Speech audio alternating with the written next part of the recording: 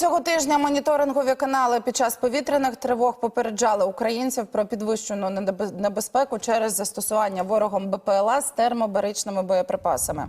Нагадаю, дрони з таким видом боєголовок особливо небезпечні, оскільки здатні завдавати значних руйнувань у закритих приміщеннях. Детонуючи термобаричний боєприпас призводить до об'ємного вибуху і спричиняє масштабні пожежі в місцях влучання. Як повідомляє Defense Express, Росія навмисно спрямовує БПЛА з такими частинами на українські міста з метою максимальних руйнувань цивільної інфраструктури, житлових будинків та вбивства мирних мешканців.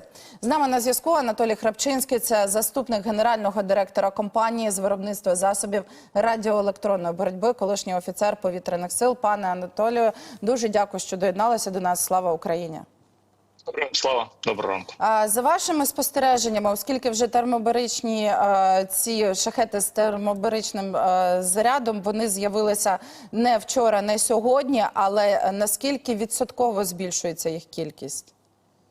Давайте зазначимо, що практично всі шахеди, які летять в бік України, тобто вони розраховані під певні задачі, тобто з боку Російської Федерації. Зрозуміло, що єдина задача – це терористичні удари по містах України.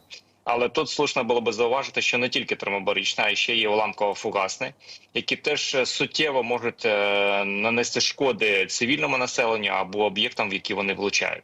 Знов-таки тут треба зазначити, що якщо ми кажемо про шахед термобаричний, то при прямому влучанні в будівлю, наприклад, потужність вибуху дозволяє знищити там 10-поверхову будівлю, якщо це, наприклад, плітний панельний будинок старий радянського зразка. Але додатково треба зазначити, що ворог використовує не тільки і термобаричне, а і уламково-фугасне, і фугасне. Тобто тут, скоріш за все, йдеться про те, що від потужності виробництва Російської Федерації, які вони можуть використовувати, які потрапляють до них можливості виготовляти ці боєголовки, так вони їх використовують.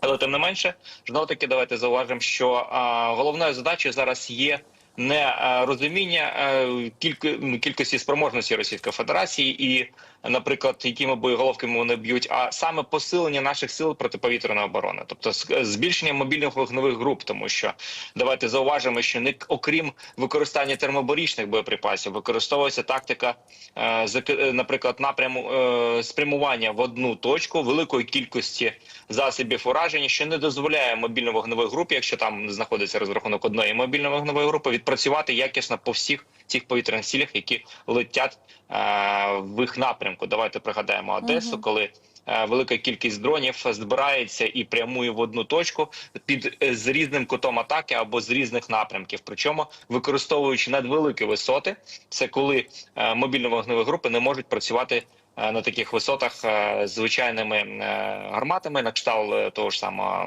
Браунінга або Каміка. І тут є потреба в системах, які перехоплювали, тобто ми кажемо про малі переносні зенітні комплекси, які би змогли б відпрацьовувати по цих шахедах і збивати їх на підльоті. Додатково треба зазначити, що є критична проблема щодо виявлення систем виявлення, які б дозволили нам коригувати можливості наші, тому що вже з'являються безпілотники ударні, зенітні дрони, перепрошую, які можуть перехоплювати ці безпілотники.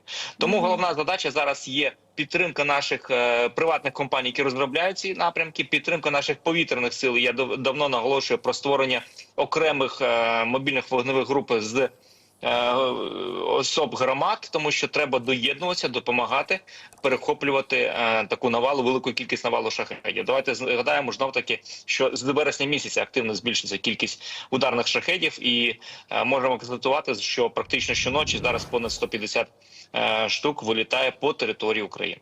Ну, то я зауважу, що серед тих, хто ось так допомагає збивати дрони, це наш ведучий Андрій Джеджула. Він якраз серед тих, хто з боку громадськості долучився, і теж у мене є знайомі журналісти і журналістки, які цим займаються. Але зрештою, я хотіла вас, пане Анатолію, більше розпитати в питаннях безпеки. Я розумію, що якщо дрон пряме влучання, то там правило двох стін, воно до одного місця, і тут, як ви кажете, може просто зруйнувати 10-поверхову вибухову панельку. Але зрештою, якщо у нас дуже часто ці атаки, неможливо кожну ніч десь проводити в укритті, це дуже важко і фізично, і емоційно. І багато хто застосовує правило двох стін. Якщо це десь поруч вибухає шахет, якщо десь по касательній, чи може воно допомогти, якщо це, наприклад, термобаричні або уламково-фугасні якраз ці шахеди? Знов-таки, треба зрозуміти, що коли ми кажемо про правило двох стін, це стосується безпосередньо або вуличних боїв, або як захист проти можливої загрози внаслідок збиття шахеду і розлітання уламків від шахеду.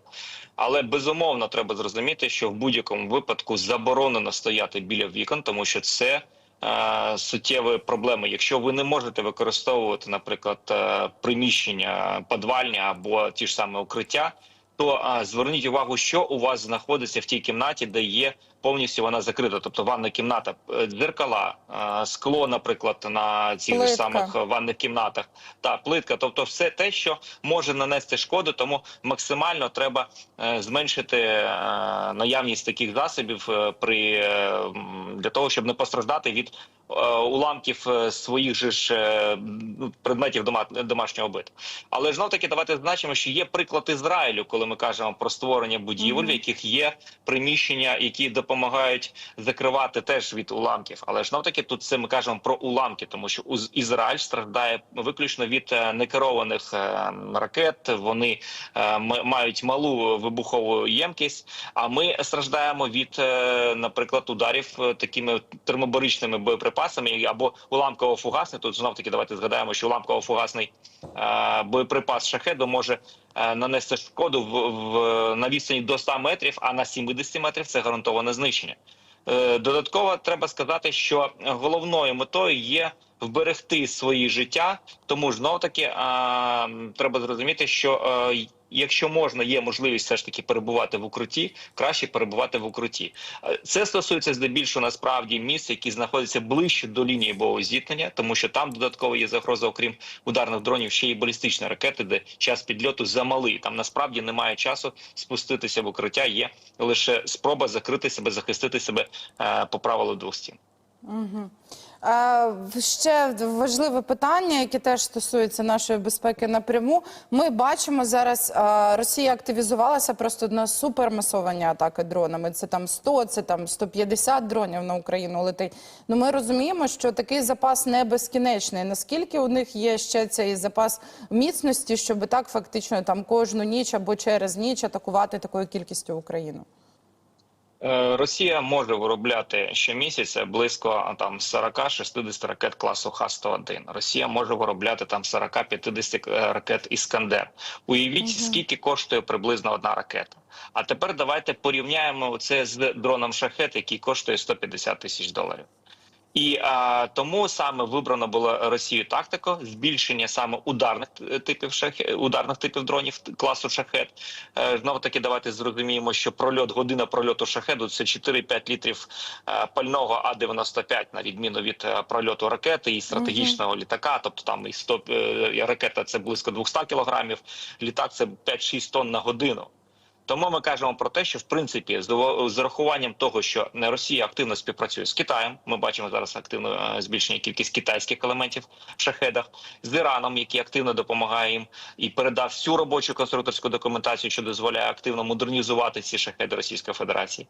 Тому тут питання в тому, що, скоріш за все, не скільки Росія може виробляти, а як швидко ми вирішимо цю проблему за рахунок ударів по території Російської Федерації. Знову-таки тут давайте згадаємо політику Трампа, який зазначив про заборону використання, наприклад, ударів по енергетичним об'єктам або по інфраструктурі. Але давайте згадаємо, що якщо ми кажемо про шахед, то система, яка дозволяє наводитися на якийсь об'єкт при збиття цього шахеда або, так би мовити, виключенні живлення до цього об'єкта, який до цього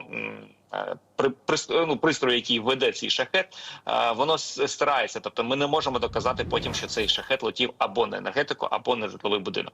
Тому тут головна задача зараз – це об'єднання наших зусиль і зрозуміти, що війна в Україні йде не 4-й рік, не 11-й рік, а понад 300 років. І тоді ми зможемо насправді поєднати свої зусилля збільшити кількість своїх спроможностей, об'єднати ВПК України і Європи, перестати претерпівати від правоохоронних органів наїзди на виробничі промислові компанії, приватні компанії, тому що ми за останній час бачимо збільшення таких ударів з боку правоохоронних органів. І саме це допоможе тоді нам перемогти ворога. І в цьому напрямку треба працювати.